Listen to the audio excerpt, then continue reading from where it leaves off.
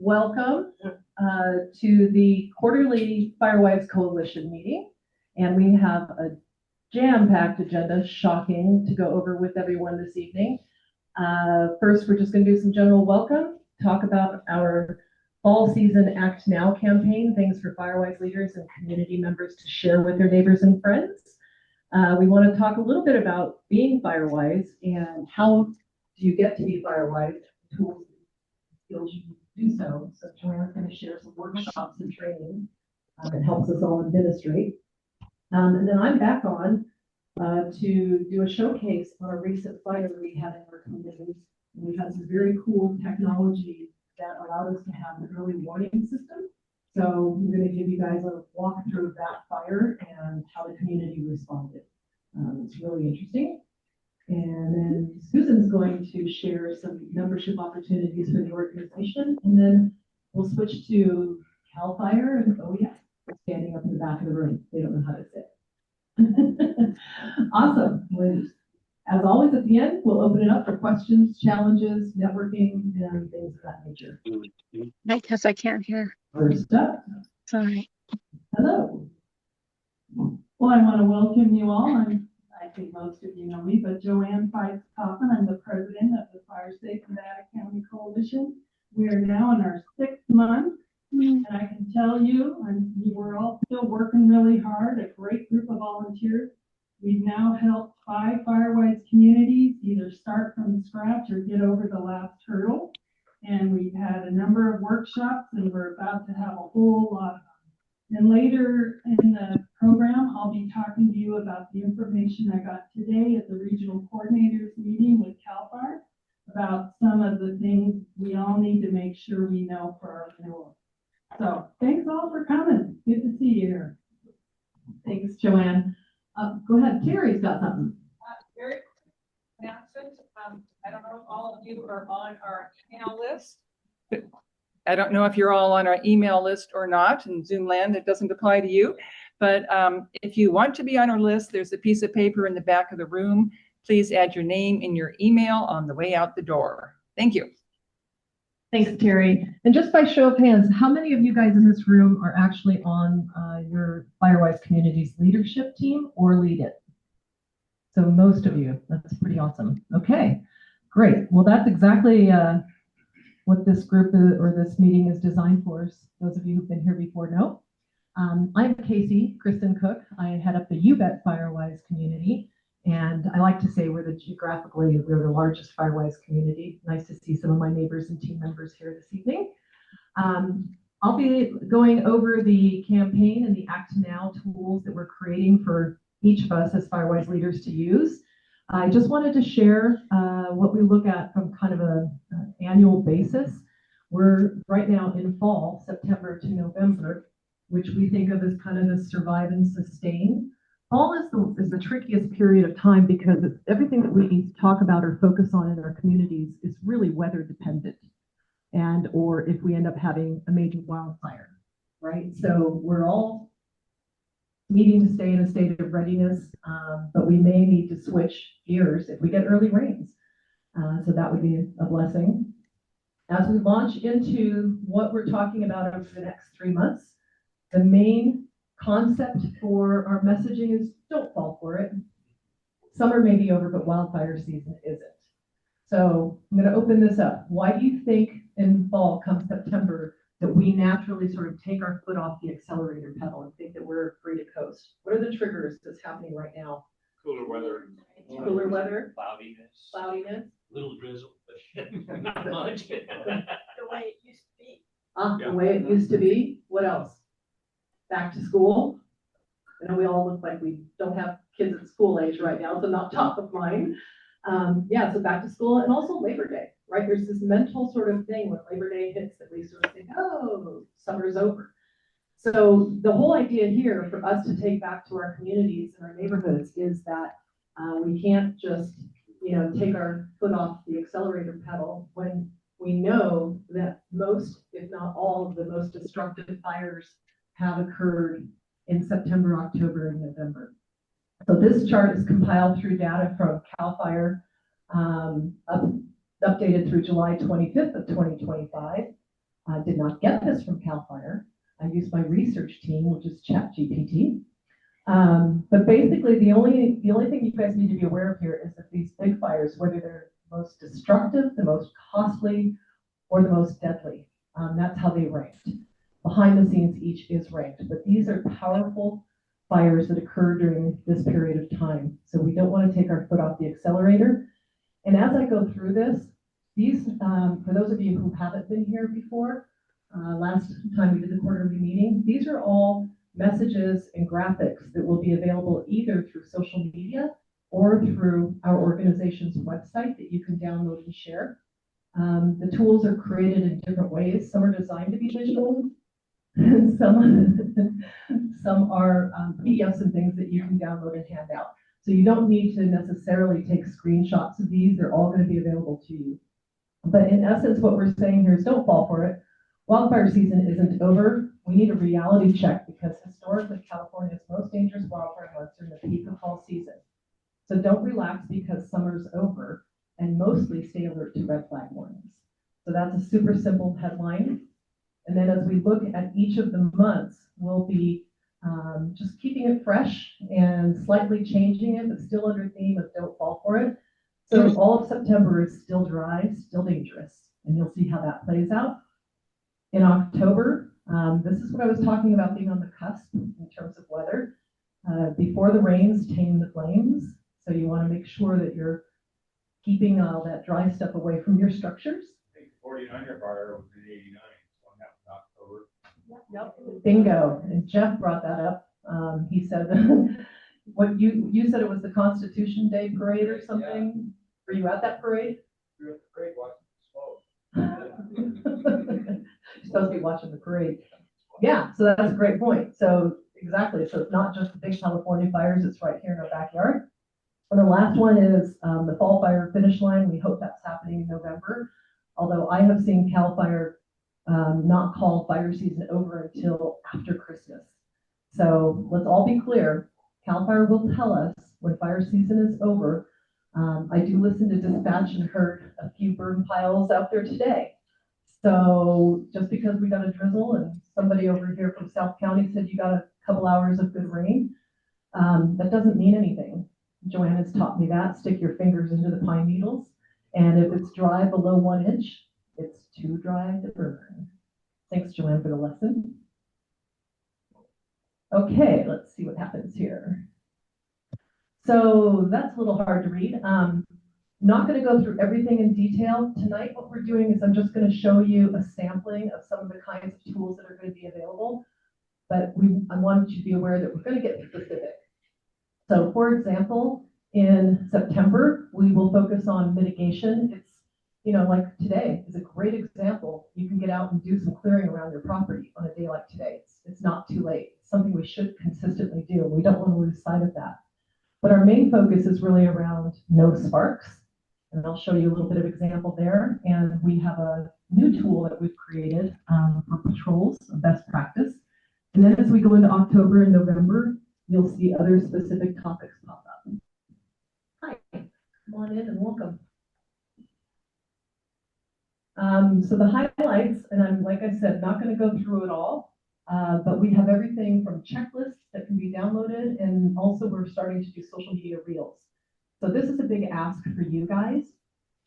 If you're on Instagram, Nextdoor, Facebook, we're also trying really hard to reach a lot of our residents and community members across Nevada County who aren't at these meetings, right? So it's not just our backyard neighbors or our own communities, but if we're going to survive and thrive together at the county level, we really need to reach some of the younger folks, like the gal walking in the door. Thank you. Welcome. Your cue was perfect. In my community, Brad and Rick have heard me say this, if you guys don't have gray hair, I'm talking to you. So social media is a great way to do that. So the ask of you guys is if you are on any social media and you see these messages come out, we want you to share those out to your group, your network. So my community, we have a UBEC community page, generally, not just Firewise, Facebook. And so I, cherry pick what I put out there, but I definitely use that as a way to reach a lot of neighbors. And some of them I don't even know. So this is a good example of the kind of thing that you'll be seeing either on social media or it'll be on the website for you to download. No, well, Oh, it's playing. So what I was saying is some of them are static and then some of them are reels. I didn't know all my reels were going to hit. I thought I could pick and choose, but I'll have to go through it all. No sparks. And by the way, when I say reels, do you guys know what I'm talking about? Oh, you say yes, you say no. Who doesn't know what a reel is? Let's real quick, a few of you. So yeah, good folk dance. Pick your partner, and round we go. So a reel is simply something that goes up on social media with a bunch of different visuals back to back, like a mini video. So it's like a little video that gets played, so you can kind of package it up and make a point. It can have music or not, so that's kind of cool. We're learning how to do that. How many sparks does it take to start a fire? Yes, this is an open book test. one. So that will catch somebody's eye. Joanne, you want to chat about sparks a little bit? So a lot of you know that I used to work on wildfires, and one of the things I did is I would go out ahead of the wildfires and I would set up fire behavior equipment like heat triggered video cameras, rate of spread sensors, temperature sensors, and we measure the fuels. One of the most memorable fires that I was on, where we had to turn on the cameras and run, was in Georgia in a pine plantation. And just these little embers we couldn't even see, two landed, and we could hear the fire behind us, and they just started to grow faster than you can imagine. So we turned on the cameras and ran out of there. But, it really only takes one. And what happens is that they then grow together, especially right now when it's so flashy and dry. Next, you're advancing it for me. So one of the things we've all heard, but we're just reminding everybody, is you've got hot parts under your car, catalytic converters, everything else. So if you're parking on dry grass, been known to start wildfires. Some of them get pretty big. Next one. Just a reel. Yeah, I thought it just passed by. Casey gets a little dangerous. She starts to learn how to do something, and she does a great job. But I get to review them all, and it's like boom, boom, boom. I knew we were short on time, so that's why I put the static ones up there, but it's playing. So It's playing. Play through fast. Okay. Do you think wildfires start from target practice? Yep. Yes. Bureau of Land Management bans target shooting on their lands much of the year because there was a fire down near Yosemite. Some of the gentlemen in the back may remember the name of it. I don't. But it turned into quite a large wildfire. So anything that's hot, that's going to land in something dry, could start a fire. And I don't know about you, but I hear a lot of that in my neighborhood right now. Next slide. Hang on a second.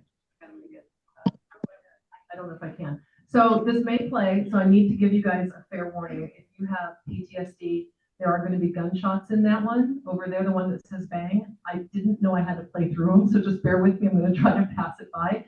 But if you're sensitive, please plug your ears. Okay? Thank you. Well, good. Okay, got done safely. Okay, I'll take it from here. Thank you, Joanne. Yeah, so as Joanne says, I'm experimenting, right? And I was thinking, what's going to get people's attention on Facebook? And then I put gunshots under that visual with the target, and it goes bang, bang pretty loud. I'm like, oh, that'll catch someone's attention. We have not made a decision whether we're going to post that yet. So just want to caveat that. This one I'm super excited about. So obviously we all know that most fires are started by humans. We are the people who start the fires. However, of the natural causes, lightning is the predominant factor. And two things happened here. One, we had a lightning storm last week. And those of you who guys were at our quarterly meeting last time, raise your hand. Do you guys remember Louise talking a little bit about her night patrol, her night watch that she has in her community? So we took that idea and we decided that we should start to create some Firewise best practices, right? So it came from a Firewise leader, and we want to make it available to everyone. So what we've done is look at two things. I'm going to tell the story first. Last week, somewhere around 8:45 p.m. in my community, one of my neighbors, Angelo, sent me a screenshot of the fire and the lightning that was happening at the top of UBET.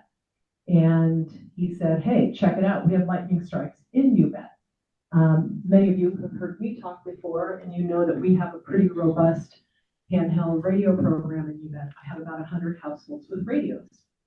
So at 9 p.m., we got on the radios and we called out the 3 roads, Oak Forest, UWin, Lost Lake that needed check from the fire or the lightning strikes, and we got 2 people from every area checking the roads. So we also encouraged everyone to monitor over the next 48, 72 hours, because that watch duty on the far right is from Downeyville, just north of us, but that's the next day where their lightning strikes turned into admissions. So we talk about, using the tools you have available from a patrol perspective, and that's what we did last week in UBET. But to kind of make this available to everyone, there will be on the website a 2-page document on how to conduct a patrol. So building off of what Louise did for her night watch, this is now going to be available, and patrols can equal prevention. So big hand to Louise, shout out, and thank you. Give her a hand, guys. Sharing her best practice. That's awesome. And that'll be a PDF that you guys can download. And I'm trying again. You're going to see things like evacuation readiness. So one of the things I always talk about is right here is to keep your clothes ready to go by your bedside. So that's what that message is about. And in case you hadn't noticed, I'm wearing the pants that I keep by my bedside, 100% natural fiber, no microfibers. And if you're wondering why I've got chainsaw oil all over it, it's because they're also my work pants.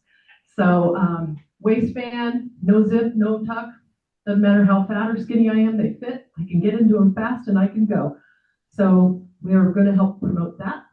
And this one is also another passion of Joanne's. So do you want to chat about that or keep going? Keep going. Okay. So wind is one of the biggest factors in terms of taking that spark under our spark idea.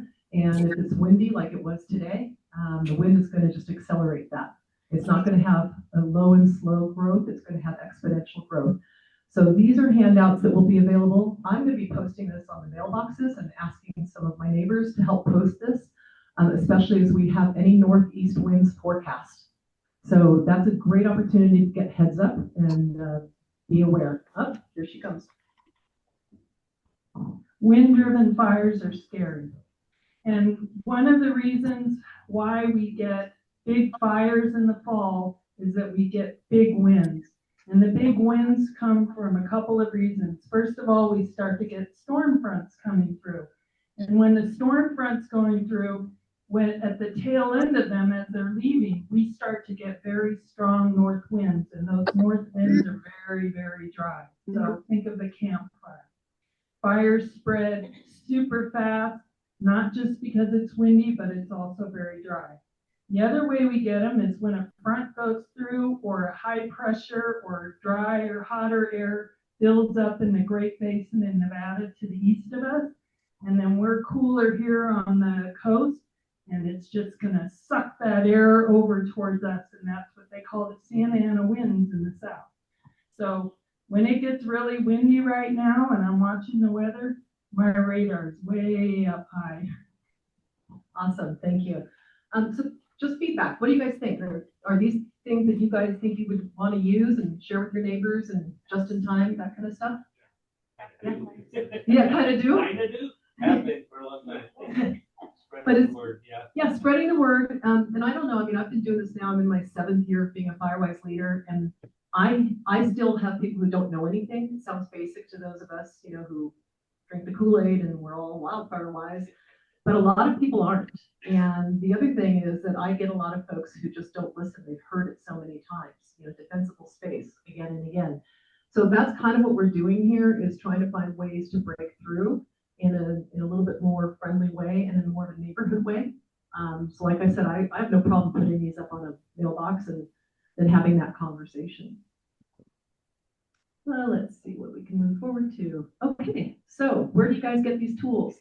So the website for the Fire Safe Nevada County Coalition has the base. Think of that as your foundation. And you guys can go in and check what's new. I mentioned there's 3 months, right? So they'll be posting up stuff on there all along.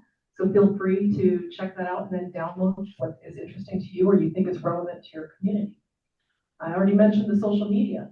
You know, share to your socials and add to emails. You can just copy and right-click something, you know, an image that you like, save it, and then pop it into your own email. We don't care, share away. The more traction it gets, the better for all of us. And then I mentioned the handouts, like the best practice, which is new. Download, print, use it for your meetings. You know, the very first one we did, I was sharing it with the team before we even met with the group here. And Susan's like, oh, I've got my meeting tomorrow night in my neighborhood. Can you send that to me? I'm like, it's not done yet, but you know, she needed it right away. So that's what we're trying to get to, is where things are useful. So we need that feedback from you if it's working for you or not. And this is kind of a reiteration of it, but also feedback. A lot of you guys have given us feedback, and that's how we've improved, and we're going to get better each time. So thank you for that. All right, next up. Looks like it's the Joanne and KC show here tonight. You get Jones with her. All right. My favorite topic. I love giving workshops. So I'm going to talk about 2 things, fall renewals and workshops. Today on the regional coordinators call with CAL FIRE, they said a couple of things that I wasn't aware of before. So this looks like a wordy slide, but I want to share it with you. And I'll put this up on the website. And if you have any questions, just go on our webpage and ask away with an email. So if you're a new Firewise community, you do not need to review. So all you need to do, you can keep entering your investments, but you won't need to renew until November of 2026. So don't hit submit if you're new. Thank you, Casey. She's emphasizing that point. The next one is very important. And I have to go check mine now too. For your action plan and assessment updates, in order to know if they're required, don't go by that little date box near the document. You actually have to go in and look at your action plan and your assessment and look at the date on that. So if the date on your action plan document says 22 to 25, that means you need a new action plan this year. Okay, so they say it can auto-populate, but you have to look at your document. And also now new is you can add me as one of your 3 regional coordinators in your portal. There's the email, and I'll put this on the website. So you'll do that when you go under review, and then under site information. We have 3 regional coordinators in the county. We're lucky here. We have the Fire Safe Council, Truckee Fire, and us. And NFPA just asked that we do not Jó, remove. egy óra múlva Add us fölhívnak, if hogy you más want, jön, mert most egy but ilyen don't remove anybody. meetinget kell Now, csinálnom. some of you I know have expanded or changed your boundaries. How many of you have done that? Yeah, if you've done that, then you're starting from scratch again. In your case, I'm not sure, Louise, but maybe you have to submit a new assessment and a new action plan. So it's like you're starting from scratch. And if you have, any questions, if I can't answer them, then I'm talking to our CAL FIRE liaison and we get the answer back very quickly. This is a totally new one. Dario thought it used to be 1, but CAL FIRE said today you must enter at least 2 vegetation removal. So when you're entering your investment, how many volunteer hours, how much money has been spent in your community, that first box there says vegetation removal, and it's not very easy to understand. It's very difficult to do. In fact, I have 2 workshops on entering the information because it's tricky, but it's my favorite. I like to show that I've removed vegetation. You're not going to know how much vegetation you're going to estimate as best you can. 3 truckloads of leaves or whatever it is. And then do not hit submit. You can do save and close, do that a lot. Don't hit submit until you're done entering all your investment and updates. And although that's due November 21st this year, you can submit it ahead of time. I wouldn't do it today, but if you want to do it at the beginning of November, that's your choice to do that, that's fine. And then just keep on adding investments. If people are still doing work in November, it'll just count for next year. And you're not required to get a review, but people send us the documents sometimes. They just want to make sure and just ask if you want that help. But we'll talk about a couple workshops we have. Okay, I gotta advance the slides myself. All right. Oh, it's one of Casey's things. Is it a little? Oh, it's a reel. For your request. I requested a reel. A handout like that. I don't know how to make a reel. No. Okay. I will ask her. Is it Put gonna on the stop website. here, Casey, or is it gonna keep going? So this, darn it, how do I? Okay, I'm old fashioned. I like her reels, but I'm old fashioned. So this month, September 9th, we're at the quarterly meeting. September 13th, this Saturday, Dario and I will be there helping with action plans.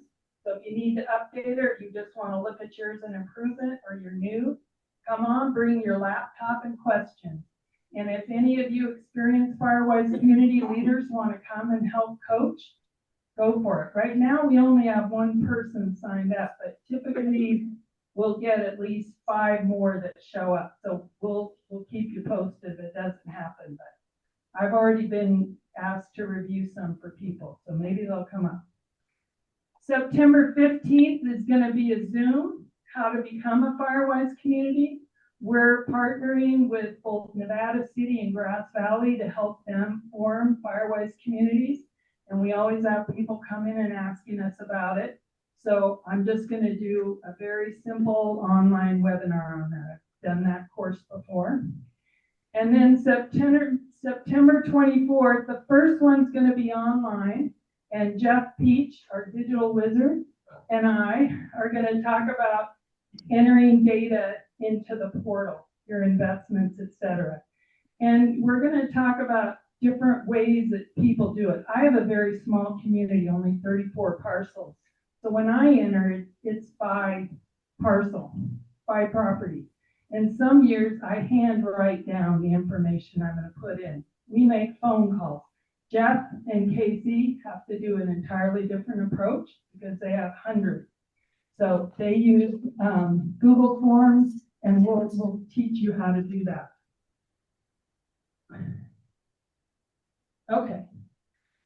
A very new training that we're doing is I've been studying with a group of volunteers the Wildfire Prepared Home Assessment Checklist. And this is what the insurance industry is now using for a new discount program that's consistent across all of the insurance companies. And it's not easy.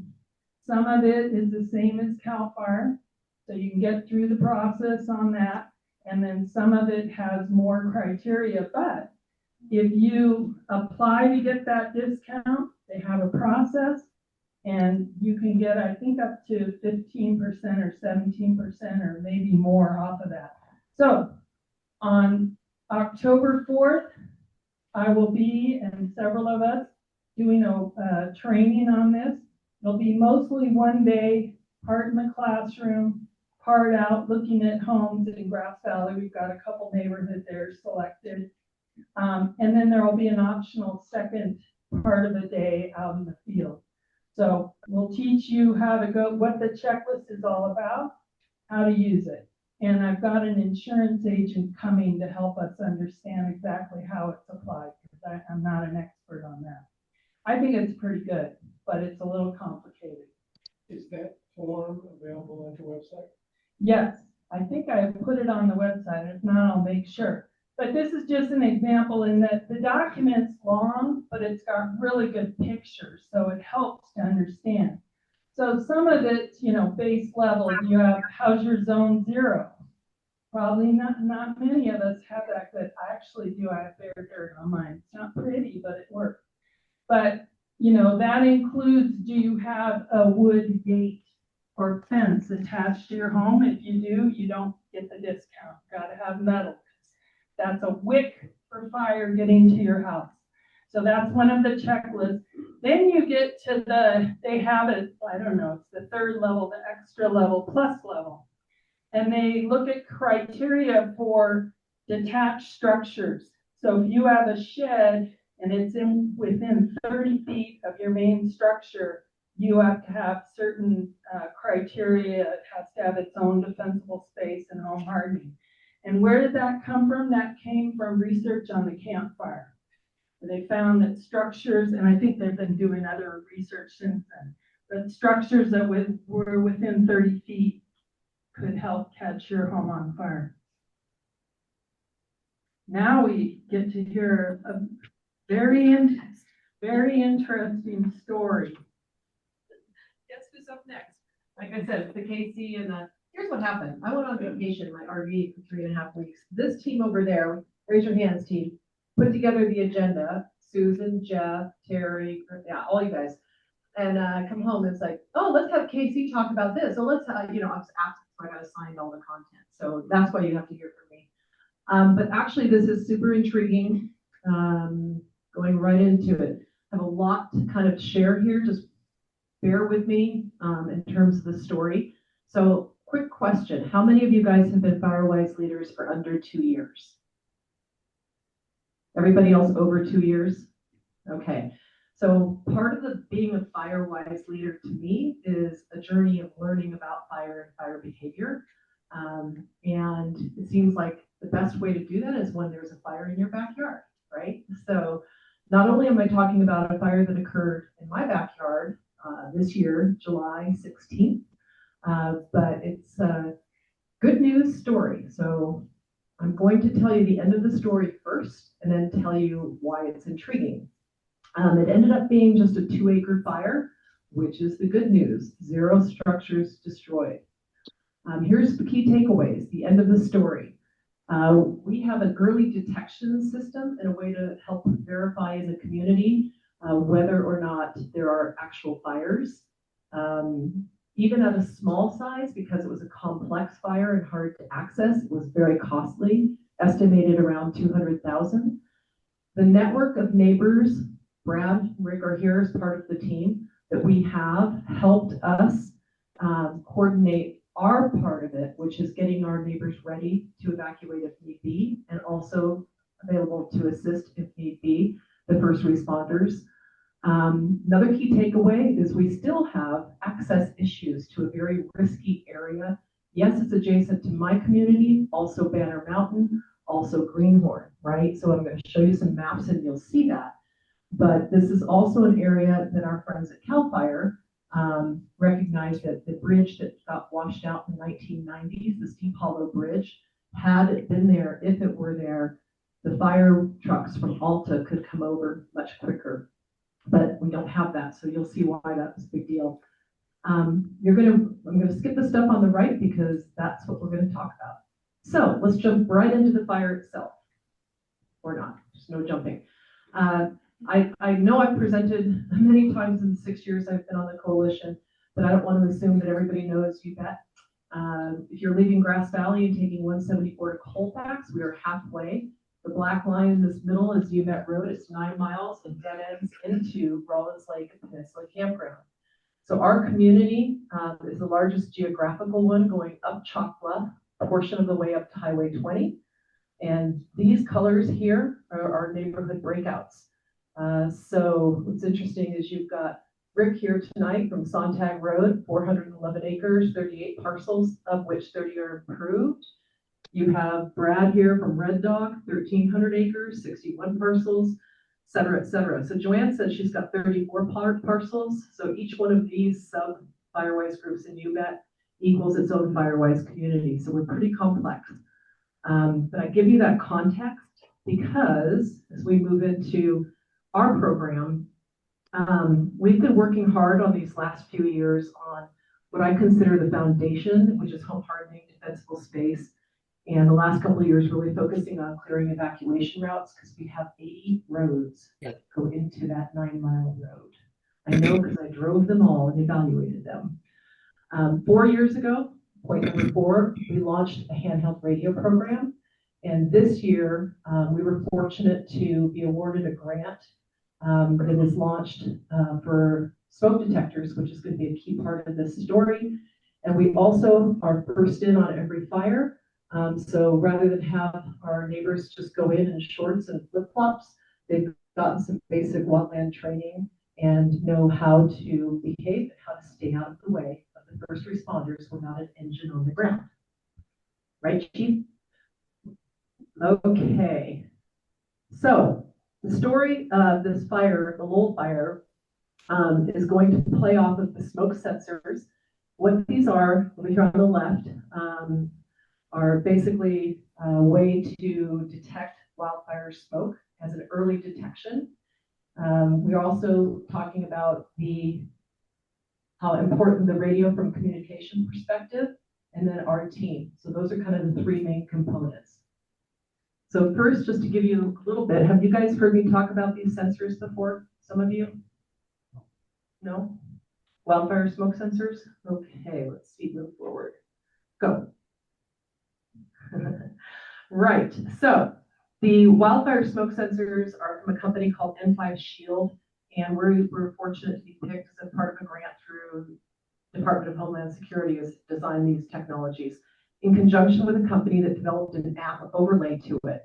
So the technology for the sensors is not in question. That's not what they're testing. What they're testing is how are these integrated into the community and how can they be used to help community residents get information faster, right? So we all know the sooner we get it, direct information, the better off we'll be. So that's kind of what those detectors are. We have placed them throughout UBET in 15 strategic locations, which we coordinated with both CAL FIRE and Paradale Fire Department. In fact, Chief Chiswick in the back of the room worked with us in terms of selecting the highest highest risk areas where we should have them. And a lot of them are the funnel points where smoke could naturally go up the Greenhorn Creek or up the Bear River.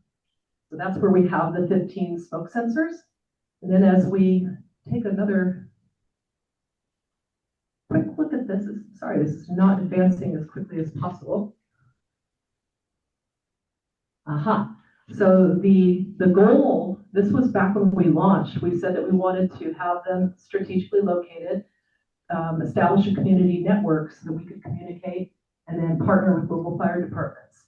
These little things up here are the alerts when one of the sensors detects smoke, it gets an alert on your phone. And this icon means that somebody in the community has made a comment on that particular fire.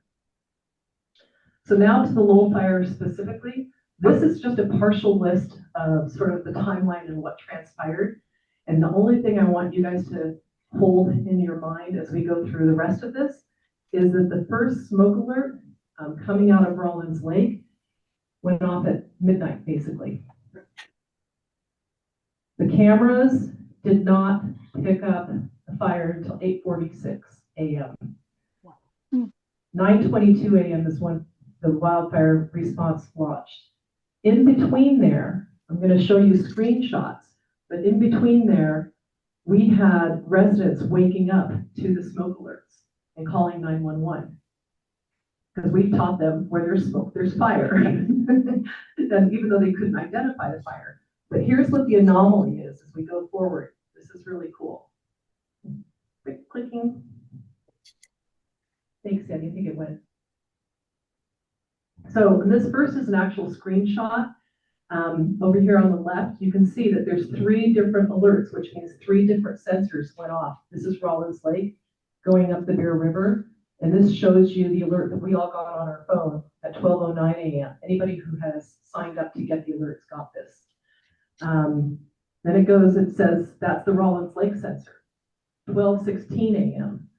Old Donner, the next sensor. So it starts down here and it's going up.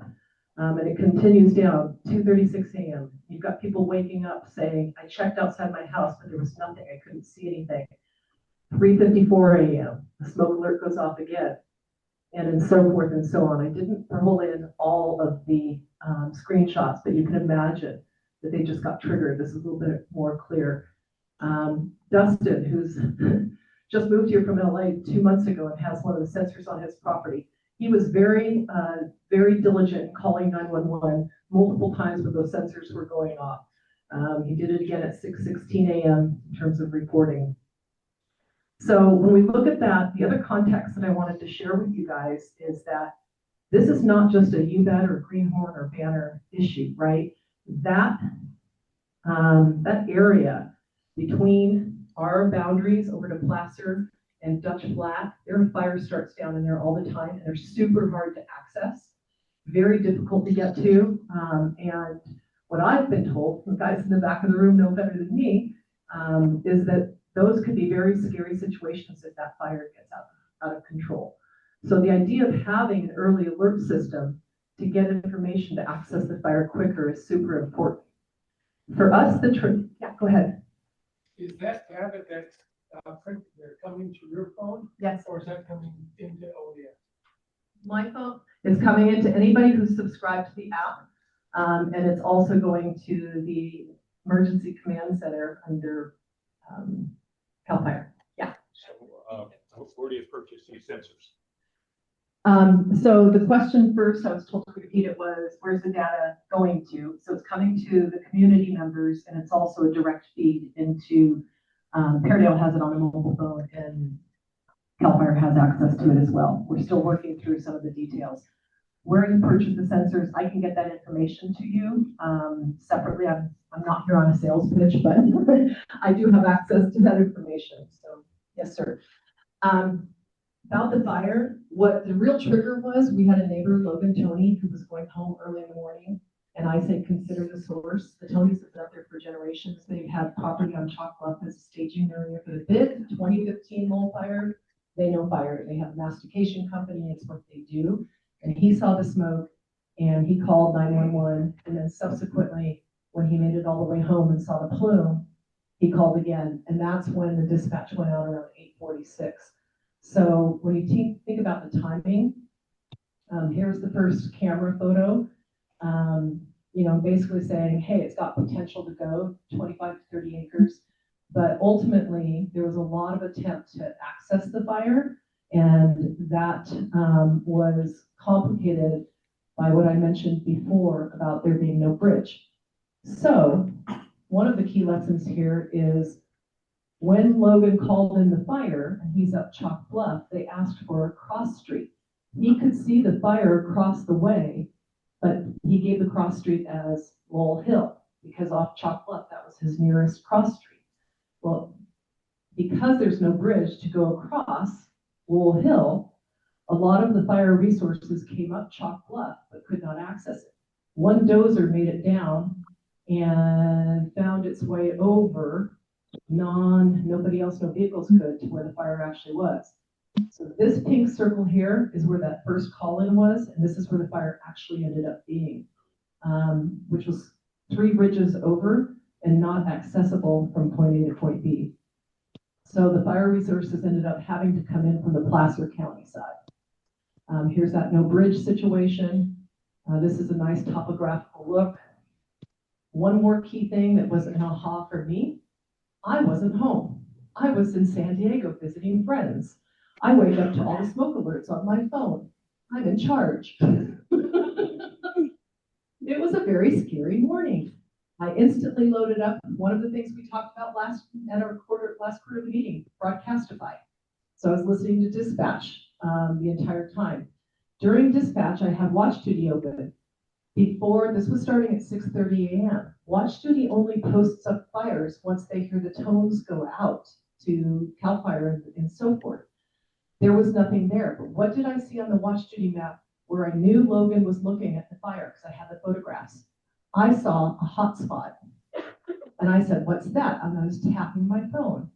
It was a satellite hotspot, which was populated on Watch Duty. Ultimately, that hotspot was right next to where the actual fire was located. What does that mean? So we did a little bit of analytics on this, and the company that has the hotspots, and come to find out that the hotspot was actually published at 3 o'clock in the morning, 3:43, onto the watch duty map. And it had latitude and longitude. Why is that important?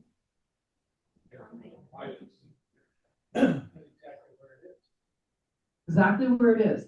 So poor Logan's calling 911. They're saying, where is it? He's like, I can see it. It's over there in the Bear River Canyon. But how do you tell someone how to get there? If we had known to look at the satellite hotspot map and figured that out, we could have provided better information. It was a big aha for me. And I'm just tapping my phone going, what's that? What's that? What's a hotspot?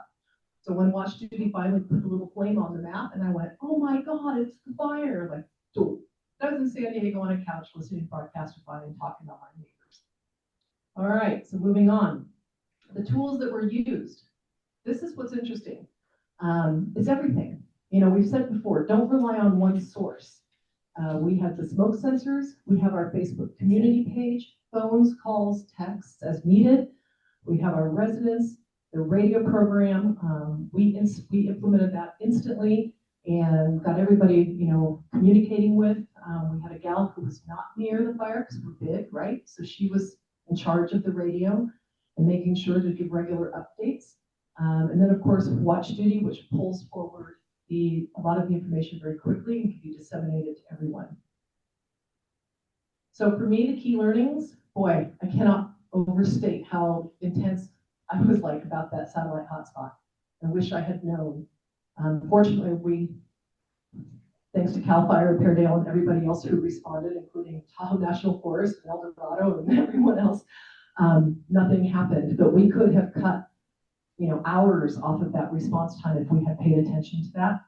911, when they ask for cross streets, I'm going to say how far away it looks from that cross street, right? It's not like at the cross street, because all the resources that got deployed up there had to turn around and get sent away. Look up, down, and all around. So the reason that the smoke sensors went off at Rollins Lake and the fire was up north is because of the wind. It took it down and then it settled. And as it crept back up in the early hours, that's why we all saw the triggering from Rollins up. We were looking south. We were looking like Chicago Park. You know, where's the fire? We didn't look north. So look up, down, and all around when you start to get information that tells you something's happening. Trust your gut. You know, I woke up and everyone was still saying it was drift smoke from Northern California fires at 6:30. There were a ton of them. When Logan called 911, they were saying it's drift smoke from Northern California. My guys were posting on the alerts, it's drift smokes. Nobody saw flames, nobody saw a direct source of fire. But I saw that sequence and I said, I don't know what it is, but I know something's wrong. And it wasn't until I saw Facebook that Logan posted it up and I said, consider the source. Logan knows fire. So all these things together, each one is a piece of the puzzle that we were able to stitch together. And the last piece, local knowledge matters. On that timeline, one of our guys was up on Chalk Bluff and telling them they had to go around and access, you know, from the other side. You can't get there because the bridge is gone. So there's a lot of things that happened here that went right. But I look at that as, you know, if we can save 15 minutes off of a response time to a fire, let alone hours, we all will be much safer. So that's my story of the Lowell fire. Louise. Two questions, actually. First of all, what is the range of one of these devices? And secondly, how much do they cost? So I can answer the second question first. I'm not really sure. We were the beneficiary of a grant. So we have them in the Quebec community until, I believe it's March of 2027. But they are available. I know in Sonoma County and Napa, they've been buying a lot of them. So I don't know the actual price point. I will somehow get that information out to folks. And the first question she asked was what is the range? Somewhat, you know, dependent on the topography, which for us is rivers and canyons and ridges and pretty tough. So mile and a half.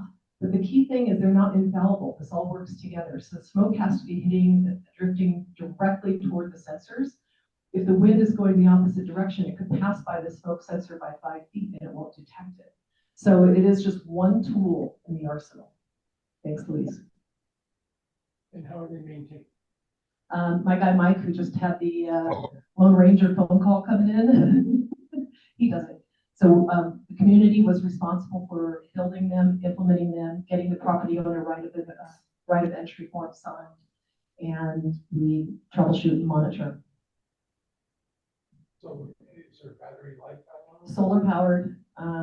Yeah, we can get you all the specs for you techie guys. Other questions? Sandy, go ahead. You also mentioned AI cameras. Can you say more about that? That's the Alert California system. Okay. So basically, whenever you go to watch duty and you click on any camera to look at the fire around you, it's those cameras. And they're pretty well distributed around Nevada County. Well, yes and no. Where we live, we have some serious dark spots. Met with some folks further up Chalk Bluff who are trying to work with the company out of San Diego that does that to get more put in. You can buy them yourself, but they're pretty expensive. I think they're 15, 20, 25,000 each. Okay. Yeah, I'm not an expert on where those are. So and you want to go ahead? Because it was,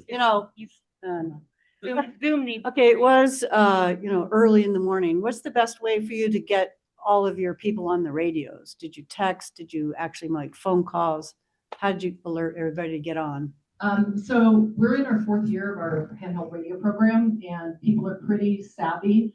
At this point, you've got a good core group, and we ask everyone to monitor the radios during the fire season. I had a radio in here somewhere.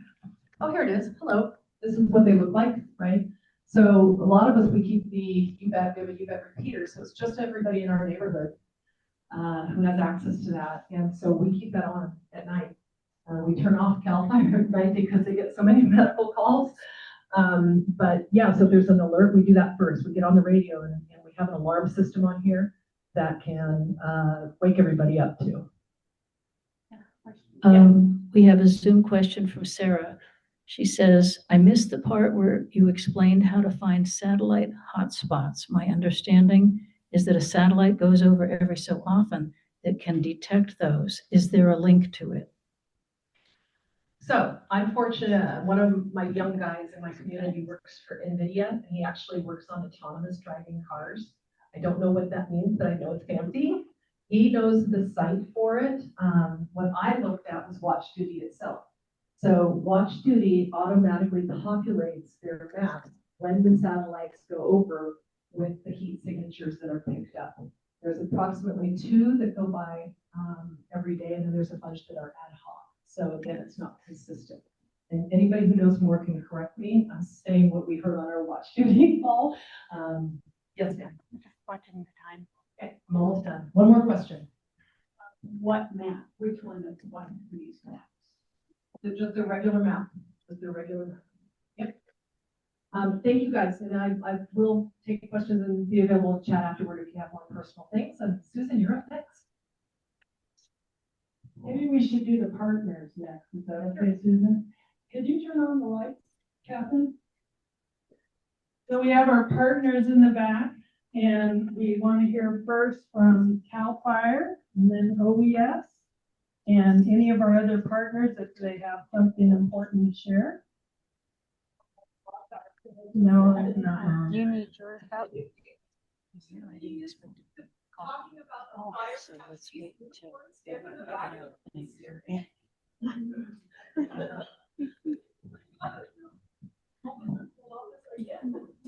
All right, good evening, everybody. My name is Landon Hack. I'm the North Division Operations Chief for CAL FIRE Nevada Cluster Unit. That's a lot. But basically Nevada and Yuba counties. So I have battalion chiefs that work underneath me. Mickey Cheezick is battalion 12, which is. But how are we gonna do that? Updates. We got all of our stuff back for the most part. We got a lot of resources out over the last month or so. When was the last meeting? When was the last meeting? It's been a couple of months, 3 months. So we've had a lot of our resources out, come back. It's muted. We did, everybody, I'm pretty sure saw the Pretty sure it lightning. is. It was pretty hard to miss. Lived here almost all my life, with the exception of about 10 years, and that was the most impressive lighting I've ever seen up here. In Nevada County, we did not, I think we had one actual for the Bitney, right? Yeah, just the Bitney fire was the only one that came to life on that. It was small, but on Wolf Creek Road, South Sierra. Yeah, that was a previous Yeah, previous lightning storm. Yeah, we did a few days earlier. We had another little 1 acre fire down off of Wolf Creek Road. We had 8 more, no, 10 more, 9 more. I don't know. There was a lot. Fires that popped up, they were primarily over in Yuba County. So Loma Rica, Smartsville, out that way. Biggest one got to 10 acres on the Doherty Hill Wildlife area. So those are all contained. They're all wrapped up. Everything is semi back to normal. And we welcome the rain today. For me? It's an easy one, Landon. How long do we have seasonal resources that'll be around and then leaving, or what's the story on like North Columbia? So the CAL FIRE staffing. So all of our facilities will be staffed through December 15th with full staffing. So all our dozers, all our engines. So 42 Columbia Hill, both engines will be there until December 15th. Yeah. And then we go to our base staffing, is now reduced to 3 months. So December 15th to May 15th, and then they get staffed back up to full staff. Yeah. Yeah. Do you want to talk about LE7? You did an inspection, right? Mickey Cheezick with CAL FIRE. I'm the local battalion chief for Nevada County. At the last meeting, we talked a little bit about prescribed fire, and we're still in the initial phase of adoption and implementation for summertime type burns. So we made it through early summer really well. We didn't have any escapes. We got a lot of good black acres. So we kind of held off during peak heat, peak low humidity, the peak summer months. But now we're getting back into the shoulder seasons where we're going to start to have ideal conditions to have more prescribed fires. So even though it'll still be declared fire season, you guys will start seeing smoke in the air coming up, and that's a lot of the local prescribed fire folks that'll be having burns anywhere from probably a half an acre up to maybe about 12 acres. But we will start to see those probably a couple late September, and then I would imagine quite a few more in October, and then in November, ideally, we go into open burning and everybody can burn their burn piles. Thank you, guys. Next up, we have Alex from OES, Office of Emergency Services. Are you leaving your knitting in the back, or are you bringing it with you? Oh. I can knit and walk, but. All right, so I'm Alice People. I'm the director of the Office of Emergency Services for the county. I think not wrong in terms of this being the most important time of the year to think about preparedness. I'll let the fire guys correct me, but Jones and River were both August fires locally. The 49er fire was September, and Lobo was October. So we're kind of in the thick of it. For that reason, this year we pivoted our outreach and education model a little bit. So you may recall in the spring, we sent out a 2-page mailer kind of reminding you of the most pertinent things to do to get ready. And we're sending out our Ready, Set, Go handbook this next week. So it should be hitting mailboxes end of this week, beginning of next week. And that was really intentional, timing it to when we need to remind you we're not out of this, you need to be ready. As far as there were some comments on young people, I'm happy to report that in OES, we are bringing on 2 new youth interns this fall. So if you have young people in your life between the ages of 14 and 18, they can go online to Nevada County's recruitment website, just like you're applying for a job. And we do paid internships with our young folks. I'm really trying to entice them to lean into education around evacuations for young folks. I personally own a couple of teenagers. I don't have a ton of confidence in how they would respond to an evacuation, for instance, if they were at the river with friends, etc. And I think that's a really neat space to be working in with our young folks. So that's kind of what we're doing right now around planning and preparedness. To remind you guys, if you want educational materials, including the new handbooks, you can go to nevadacountypa.gov/outreach and education. That's where we've got all of our materials in an order form that you can fill out and order what you like to distribute to your communities or for yourself. In terms of mitigation, we are really spooling up a bunch of exciting projects this fall. So first, on the green waste front, we will be offering in partnership with Public Works 2 new community green waste events. Those will be on Mondays, October 6th and October 13th from 9 to 3 at the McCourtney Transfer Station. Reminder, please be responsible if you're out there clearing vegetation. Do it very early in the morning. Don't do it if conditions are dry. Don't do it on red flag warning days. But this is another opportunity to get some of that vegetation off your property. Keep in mind that that is also winter preparedness. You know, if you're removing stuff that could potentially fall on your home during a snowstorm and you're doing that now, this is a great opportunity. In terms of larger mitigation projects, our 410-acre Woodpecker Ravine project is well underway. That will ideally be wrapping up in late December.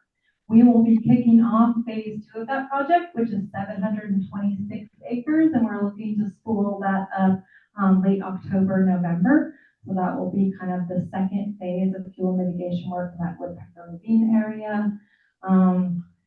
We have a new project that we're bringing to the board on the 23rd. So for those of you who live in the Deer Creek Canyon, we're excited that we're able to partner with City of Nevada City to treat 197 acres of their Deer Creek Southside project with U.S. Forest Service direct funds. So that's a cool partnership to just kind of dig in our heels a little bit at the top of the canyon. So I will likely be doing a presentation to the board on September 23rd if you're interested in learning more about that. Lower Deer Creek Penn Valley project is well underway. That's 1,100 acres. It's planning right now down and around Lake Wildwood, really digging into the evacuation concerns of that community. And we've got a couple of different good neighbor agreement projects with Tahoe National Forest. One was in East County that we just wrapped up, and one is 374 acres, kind of turning off of the South Beaver Rim project on the San Juan Ridge towards Washington, but kind of out on the ridge. And that will be going straight into implementation because that project is shovel ready. Any questions? Oh, yeah, I just had a question regarding the South County shaded fuel break from Dog Bar down Lodestar Road. I know it never got completed. I'm in Altacia Ranches, so I joined the parcels there, but I also know it didn't get completed. So what do you know about that? Sure. So the South County Shaded Fuel Break project was a project that we implemented in partnership with the Fire Safe County Schools of Nevada County. That project is considered complete and wrapped up and complete. There were many challenges associated with that project, and one of them, just to be frank, is that when we write these proposals for projects, we don't often necessarily have our arms around what the current costs are going to be for implementation. And so that does create challenges and moving target for us as far as how many acres we can implement. We had a similar thing happen with Woodpecker Ravine, where we had to kind of pivot a little bit in terms of how much acreage we can actually treat. You should know, though, it's always on OES's radar for any project that we're implementing, regardless of the partnership or the funding source. We consider a first entry implementation project to then kind of forever be on our radar for going back and doing maintenance and doing retreatment and doing expansion. So we know that these projects aren't one and done, and we do keep that on their radar. To that end, as far as being able to see where projects are being implemented and where they're planned, many of you are familiar with our Community Wildfire Protection Plan update. We will be wrapping up 2 of the pieces that go along with that in the next couple of months. One of them is a GIS application that is basically an interactive dashboard where you'll be able to see all projects planned, underway, implemented, what the acreage is, what the treatment is, who was associated with them. So it'll be a really cool tool for those of us who are on the implementation end of things, and then also for you to see what's happening in your neighborhood or what's planned The other piece of that is a land management plan that's best practices for doing fuel mitigation work on different types of landscapes in oak woodland with different slopes, with different vegetation types. And it's meant to be a tool not just for practitioners all the way on up to the landscape scale, but individual homeowners as well, so that you can access those resources and best practices. I'll wrap up by just saying in terms of response, we did wrap up our recruitment for our Emergency Operations Center team in July. I'm really excited that we've built out our EOC team to more than 40 staff of Nevada County. People opt into this, they're paid a stipend. We have a very rigorous training program for these folks. And we did get the opportunity with the lightning events that Landon was referring to do a virtual activation of that EOC to see how fast our people can come online and be ready to coordinate meeting unmet needs that are either being identified by fire or by the sheriff's office or by other community partners. And that's really our role in that response space as OES, is to not respond to the fire, not lead evacuation, that's fire in the sheriff's office, but to listen and coordinate those unmet needs. So if there are sheltering needs or informational needs, that's the space that we're operating in. So that ideally, we don't get to the place where we have to recover, because we're all hoping to front load that process, right? Every dollar that we spend on the front end of things will save us $6 on future recovery. So we're hoping to keep it in the planning, preparedness, and mitigation piece through the rest of this season. Maybe we'll have a little bit of response, hopefully not a lot of recovery. Thank you, Alex. Yay. Thanks to Cal Fire and OES for joining us. Next up, we have our own Susan Rogers. Susan, you want to come up to the front and take it away? Is this the part where it's like going to church and you start passing? Those of you who've been around for a while know that the former coalition, Nevada County Coalition of Firewise Communities, was all volunteer, no budget, no staff. And what we did was we put on a meeting every month until pandemic. And then we had our meetings online and we kind of switched to quarterly. And at the beginning of this year, there was the effort, I think some of you know the history, to start this organization to do more, to have workshops to really help you. Because when the former coalition started 8 years ago, we only had about 25 Firewise communities. Now there's apparently more than 125. So there's a lot of people who need help. And as the oldster people from Firewise communities kind of age out or get tired or whatever, and new leaders of Firewise communities come in, they don't know what the heck to do. So this new organization is to help new Firewise communities. And we are not just all volunteer, well, we are still so far, but we hope to hire somebody part-time. We're a 501c3 incorporated, nonprofit right now. And so, if you give to Circle or Bear Yuba Land Trust, or you're a member of the Sierra Club, or you give to Music in the Mountains or any of those groups, we're just like those groups. We have some costs, we have some things that need to be done. And if you can give a little bit of money or a lot of money, we could really use it, because we'd like to have an office space where you could come by and ask questions and pick up handouts and this sort of thing. Buy some weed wrenches to loan you to pull out that Scotch broom, and all of that sort of thing. So we'd like to hire a part-time administrator, and we are, apparently Joanne is interviewing people right now, but that takes money. So if you could add us to your list of groups that you support, if you support what we're doing, please do so. Thank you very much.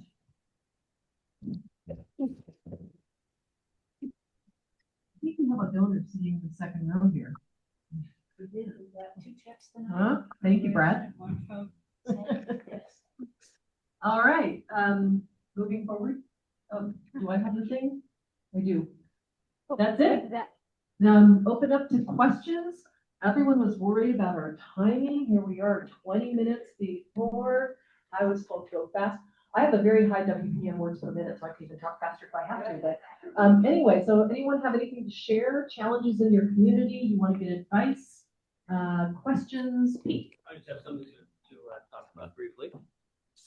I just want to take a minute to say that there may be an opportunity for some of the residents in your Firewise community. It's a grant-funded program that we're at the Fire Safe Council. I'm Pete Williams with the Fire Safe Council. And we have well, think about this first. I'll step back a little bit. When you think about fire safety, we always talk about, like Casey said, defensible space, defensible space, defensible space. But then you also think about your house and how it's constructed and how resilient it is to a firestorm and so on. And so the program we have, which is called the Home Hardening and Retrofit Program, is to address that issue of making your house more resilient.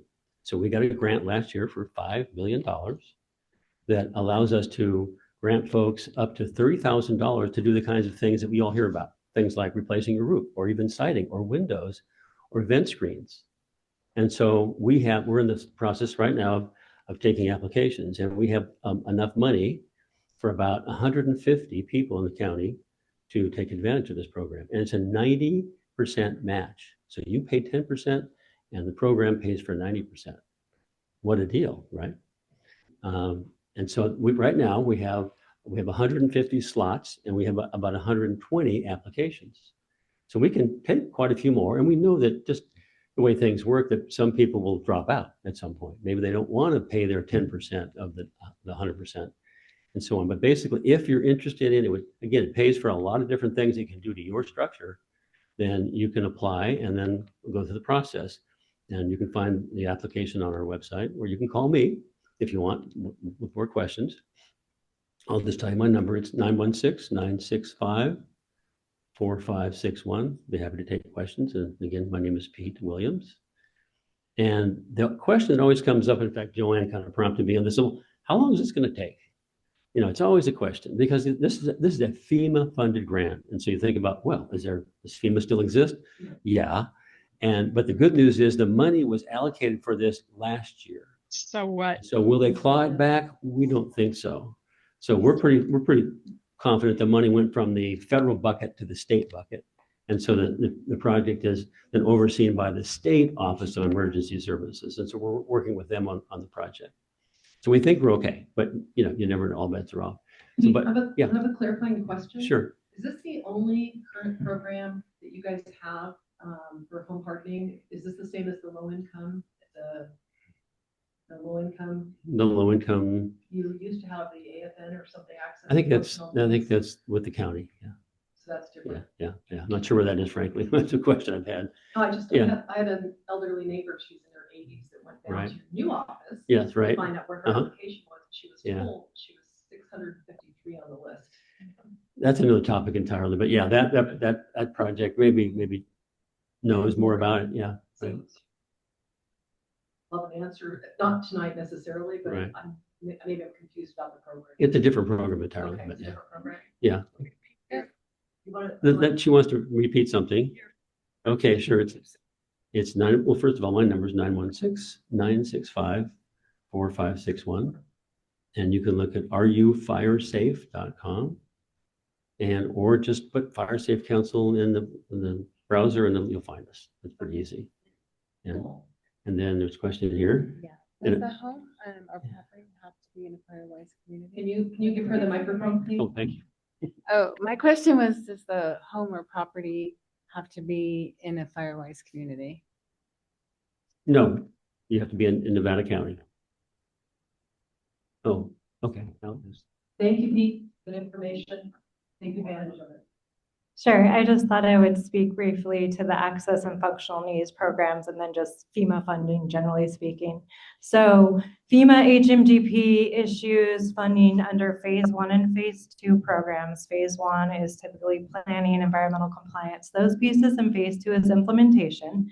We wrapped up phase 1 of the access and functional needs program March of 2023.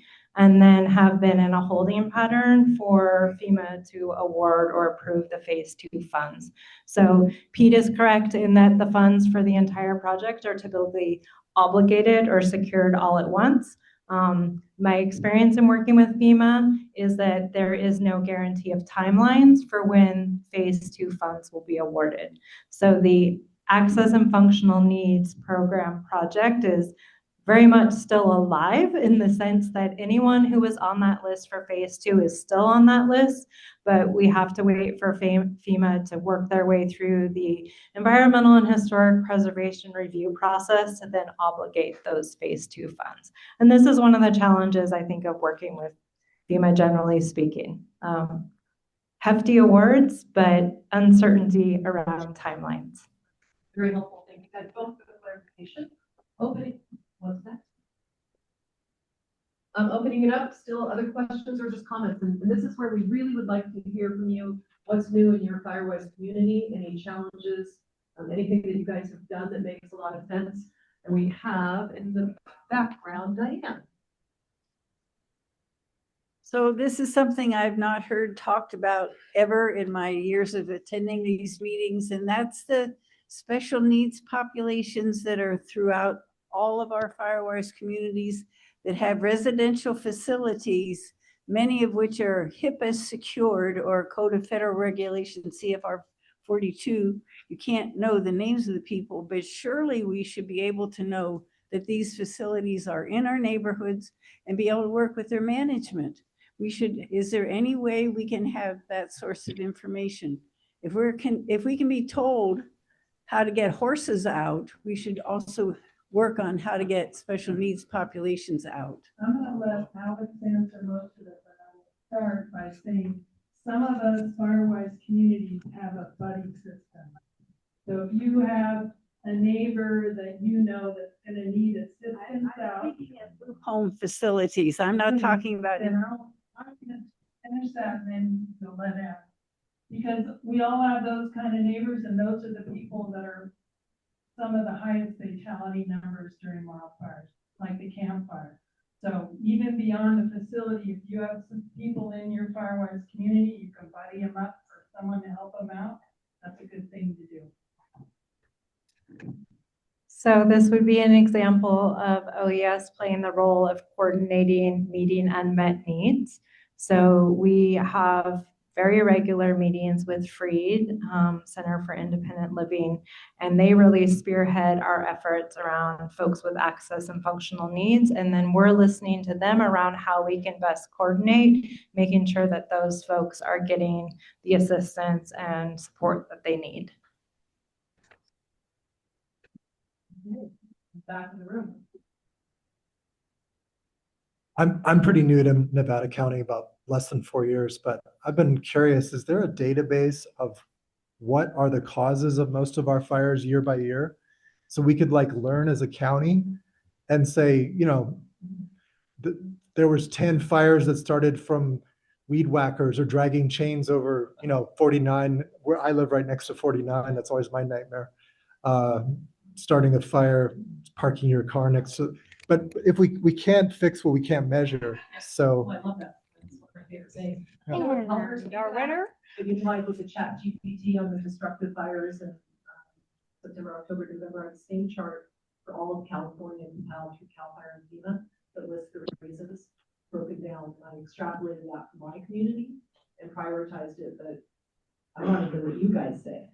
So CAL FIRE maintains statistics, and it's separated in the unit, which is Nevada, Yuba, Placer, Plumas, Sutter, not Plumas, and Sierra counties. But it's broken down by battalion, which sometimes is geographically easy to see, and sometimes it's not.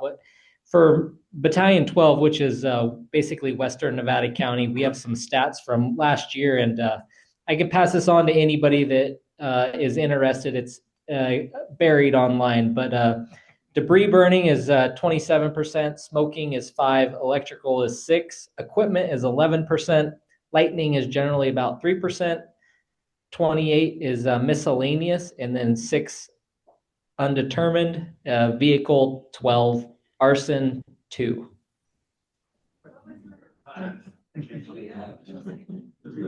Chief, why don't we have you send that out to Joanna or myself, and we'll Put it on a slide. Yeah. Okay. And we'll make that public if that's okay with you guys. It is public. Yes. Okay. Thank you. Have a question? I have a question related to that. Do you have any data on how many fires occur during a red flag warning? All of them. Oh, What? Graphs that correlate to the red flag warning, but we don't have specific data to that.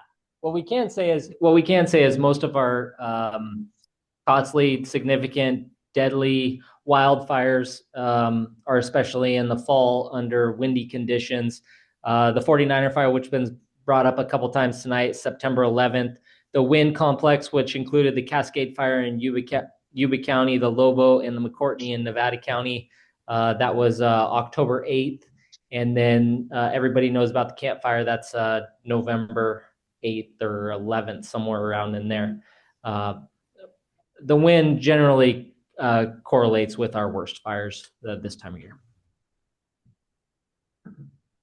I just follow up. Really, I've been having this idea. It keeps coming to me. In the old days, I'm sure in Nevada County or in the Wild West, when somebody did something really boneheaded or terrible, you'd be put in the stocks and what if we had an award for the most boneheaded way to start a fire? You know, someone who's smoking in a big meadow and it starts a fire and it burns half the area, and you get to be on like a wanted poster all over the county. I think you're officially on my team for the creative stuff up here now. I mean, people might think twice if they were thinking they might see themselves all over the county for the bonehead of the year. I don't disagree. Yeah. Yeah. I also, to that end, I listen to Cal Fire Dispatch all the time with burn fires, files, and escaped debris, and that's one of the main causes here for fires, right? And all I ever hear is homeowner has been educated. Well, today I heard, might have been yours, Chief, I heard the call out say that there has been a citation issued, and I was more than happy to thank you. Issue more citations, less education. Just a quick shout out to OES, specifically Steve Rentz, who was part of the chipping program. He came through and helped out with our small community, but he kind of went above and beyond to get some kind of nasty piles taken care of. And his crew was really top notch, really professional. And I'm looking forward to OES being able to do that more next year. Awesome. Steve works with me too, so he gets around. Thank you for that. Hi, I have a question regarding, I think you said 27% of the fires were from debris burns. So that I just don't understand why this is a huge effort, all the work that we're all doing, trying to prevent fires, and yet we still allow debris burns. And I don't know who's responsible for that, but I feel like that is the most irresponsible thing that we could be doing.